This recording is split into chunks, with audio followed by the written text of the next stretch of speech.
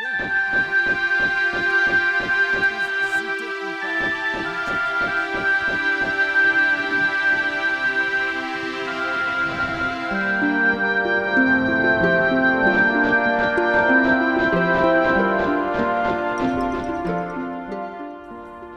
original Tomb Raider game is mostly known for its puzzle-solving, platforming, and action-adventure elements, and it rarely gets past the label of fiction. The level designers themselves partially agree, with Heather Gibson, one of the head designers, stating in an interview, "We didn't restrict ourselves with too much reality." When it came to historical accuracy, unfortunately the team didn't have the opportunity to visit locations that they included in the game, with Gavin Rumry adding, "Nowadays people do proper research on places, but back then we just had a few books from the library. It was kind of the pre-internet." Even though the material we come across should be taken with a grain of salt, some artifacts have not only been inspired by real-life examples, but arguably serve an important purpose in the game's storyline. The game's plot is focused on the myth of Atlantis, which is interpreted in the final level. Before that, we have three major locations that tell the story of the three rulers of the Lost Continent who have hidden three pieces of a powerful source of knowledge and timeless wisdom, the so-called Skion.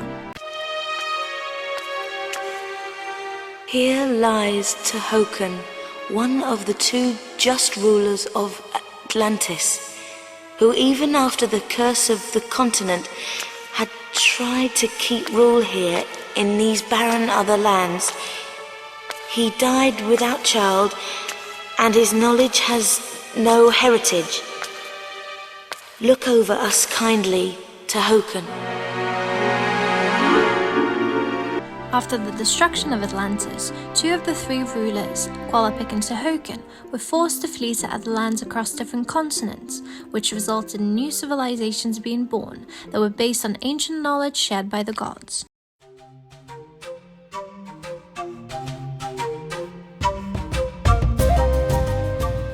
Qualopik traveled to Peru and supposedly set the foundation for Inca civilization.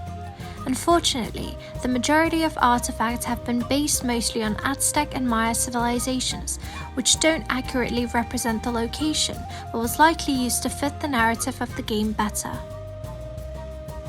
One of the first interesting visuals I came across were doors during different points of the level.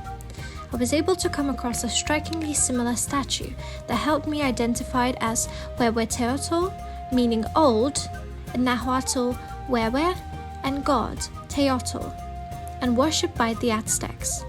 It originates from Teotihuacan in Mexico, known as the Temple of Gods, which is one of the most significant cities of ancient America.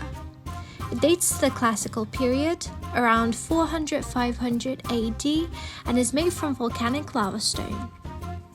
The city is also one of the oldest to have pyramid-like structures in South America. There are some pseudoscientists who claim this was the architectural knowledge passed down from the Atlanteans. The location might have also been used as inspiration for the name of one of the fictional gods, Tehokan, that we later find out has been buried underneath the monastery in Greece. As we know from mythical texts, Atlantis was a creation of Poseidon and was later destroyed due to a flood. That is why we have numerous water sections in the game.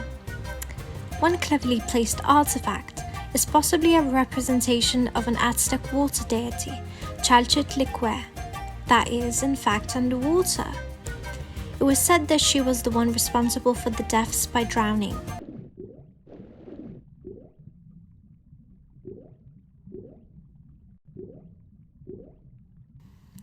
However, it is hard to be certain, as it also holds a resemblance to most Zapotec funerary urns.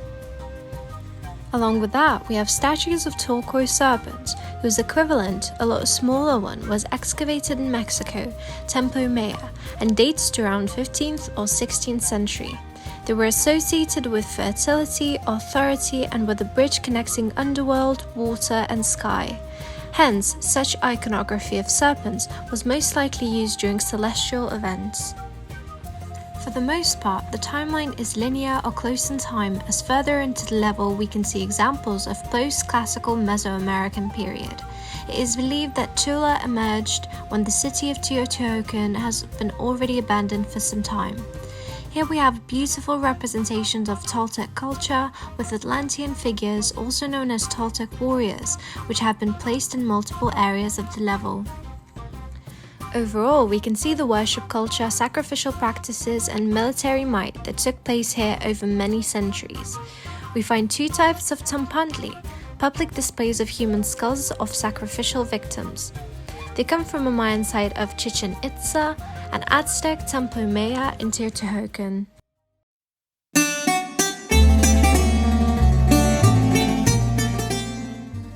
Starting with this level, we find more insight on what the Atlantis could have been like and what influence was brought down to this land from the Atlantean ruler.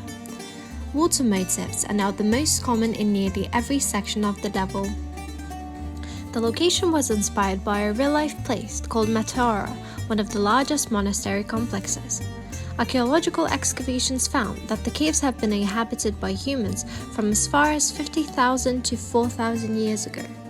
My first find here, that is very eye-catching, is the dolphin fresco. I was able to identify a near-identical painting found in the Minoan Palace of Knossos, Crete, made about 1550 to 1450 BC. There are multiple examples of art representing marine life, which tells us about Minoan values of nature. Later in Greek mythology, we see dolphins represented as companions and messengers of the gods, specifically Poseidon. At the beginning, we have rooms inspired by various mythology, including Atlas and Damocles. The level designers were off to a good start, but decided to mix Greek, Roman, and Scandinavian mythology, which don't really follow the same narrative. For a second there, we can brush that off as a simple mistake, and look into ways we can connect the dots and make it into a somewhat believable story. In fact, that was actually fixed in the anniversary remake of the game. Here we have Neptune instead of Poseidon, who is depicted on the piece called the Triumph of Neptune. Overall, they're both gods of the sea, but Romans and Greeks told the story differently. The major difference in this case is their offspring. Neptune has no children, while Poseidon has many. Plato describes one of his sons, from a mortal woman Cleito, Atlas, the king of Atlantis. However, he is not to be mistaken for the titan Atlas, who is known for the iconography of carrying the globe on his shoulders. Plato tells a story of the lost civilization of Atlantis, the domain of Poseidon, which was located in the middle of the Atlantic Ocean. The name comes from the Greek Atlantis Nissos, meaning Island of Atlas. The game chose to represent the Titan, but I believe the name is too good of a coincidence to not use it as a hint. Along with Plato, Eusebius and Diodorus also describe the Atlantean king Atlas. Later, we find a complex underground water system. By pulling multiple switches, Lara is able to control the water level. What could have made it possible were these bronze line sets. Although rather small, they were inspired by real Greco-Roman water fountain sprouts from around 100 BCE to 100 CE found in Cyprus.